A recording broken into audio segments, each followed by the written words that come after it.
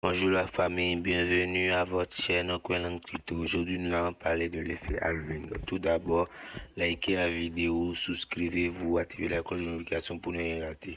On commence tout de suite. Vous l'avez sûrement déjà entendu, c'est lors des plus grandes crises qu'il y a le plus gros transfert de richesse. Donc, une crise financière est la meilleure opportunité pour une personne qui ne se considère pas riche, voire pauvre, de le devenir. Et pour résumer ce concept de façon très pratique, je me rappelle après avoir regardé le Big Short, je me suis dit mais putain, comment est-ce qu'on profite d'une crise? Vivement la prochaine crise. Putain, moi la prochaine crise, je vais la monter en scout. Je vais tout de suite vous dire comment profiter de la crise qui a déjà commencé selon moi, mais avant ça, laissez-moi vous poser une question. Est-ce que ça vous dirait de faire partie des 1% des gens qui possèdent le plus de Bitcoin au monde? D'ailleurs, vous pensez qu'il vous faudrait combien de Bitcoin pour pouvoir faire partie de ce 1% des gens qui possèdent le plus de Bitcoin? 1, 2, 3? Non, seulement 0,28. Et je pense que ça devrait être un objectif minimum pour la plupart des gens. J'imagine que vous êtes super excité à l'idée de pouvoir investir dans une révolution telle que le Bitcoin et les crypto-monnaies. Mais est-ce que c'est vraiment le meilleur moment pour le faire? Est-ce que c'est un bon moment pour investir dans les crypto-monnaies? La réponse c'est oui et non. Regardons ça ensemble.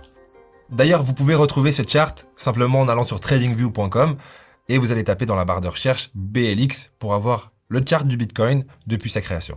Ce qui doit vous sauter aux yeux à l'écran, c'est qu'il y a des traits verticaux bleu clair. Que représentent ces traits? Ces traits représentent la date du halving pour le Bitcoin. Et on peut voir que c'est pas du tout anodin. Au premier coup de regard, on voit très bien que c'est le halving sur le Bitcoin qui crée le rythme et qui crée les cycles des crypto-monnaies qu'on a connus jusqu'à maintenant. Un cycle dure en moyenne 4 ans. Mais les cycles ne sont pas définis par le temps, mais par le nombre de blocs minés. On va pas rentrer plus dans les détails, parce que sinon le watch time de cette vidéo va être défoncé. Donc si vous regardez ce chart, vous allez voir que le Bitcoin fonctionne et évolue à travers des cycles. Ces cycles sont dictés par les halvings. Chaque fois qu'il y a un halving, il y a une forte croissance, puis une longue récession. C'est ce qu'on a vu à chaque fois. Comme on peut le voir sur le chart, le premier halving sur le Bitcoin a été suivi d'une grosse croissance puis une récession. Deuxième halving, croissance, récession. Troisième halving, croissance, récession. Quatrième halving, le dernier qu'on a connu, croissance, récession. C'est dans ce sens-là que je dis que c'est peut-être pas le meilleur moment pour investir dans le Bitcoin. Petite parenthèse, ce chart n'a pas pour but de vous faire paniquer et le dessin que je viens de faire là-haut, j'en sais rien en fait.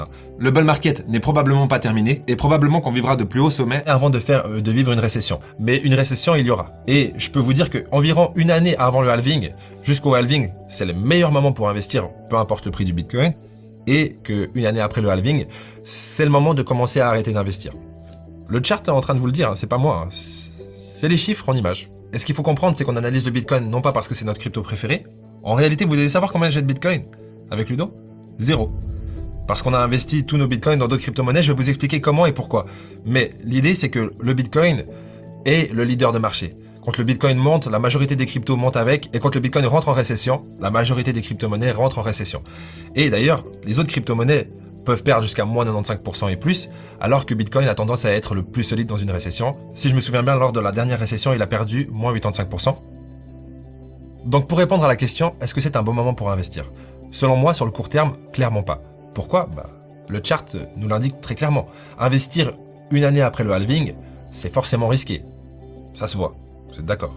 Par contre, investir une année avant le halving, là en termes de gestion du risque, c'est facile.